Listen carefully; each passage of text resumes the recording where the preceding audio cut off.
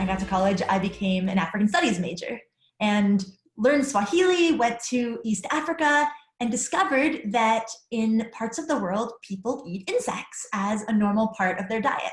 When I came back, I read this news article. The United Nations had published this report around eating insects, and I learned even more about it. I learned that insects are really sustainable, arguably one of the most sustainable protein sources on Earth.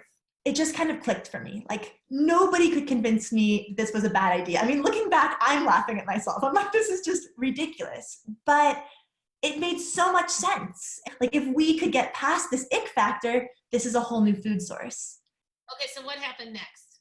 So I graduated college and convinced my college roommate to not take her Microsoft job offer, and convinced her that we should instead try to start a business to get America to eat insects. Didn't go very well at first. People were not into eating whole insects. And so I think we had our first breakthrough when we took crickets, and instead of trying to feed them to people whole, what we did was we made a powder out of it. We started making products with that, so cookies and chips and that kind of thing. Local news did some stories on us and these crazy girls who were interested in getting the world to eat insects. But it resonated with people. And we ended up raising, $70,000 off of Kickstarter and got our first 1,200 customers that way. And so then we went to an open audition for Shark Tank.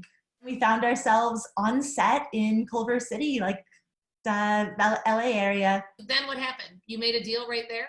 Yeah, well, it was pretty crazy. I mean, we walked on, we pitched the sharks, and pretty immediately Mark Cuban said, I want to make a deal. And so we countered, he accepted our offer, and that was it. Not sure exactly, somewhere between 500,000 and 1 million people have eaten insects because of us. And we're in about 1,500 stores. So, it's a long ways to go. Insects are not mainstream yet, but if when I die, this is what I've done, is brought insects mainstream, that's okay. Like, it's going to take a while. You talked about some early criticism. How did you move forward?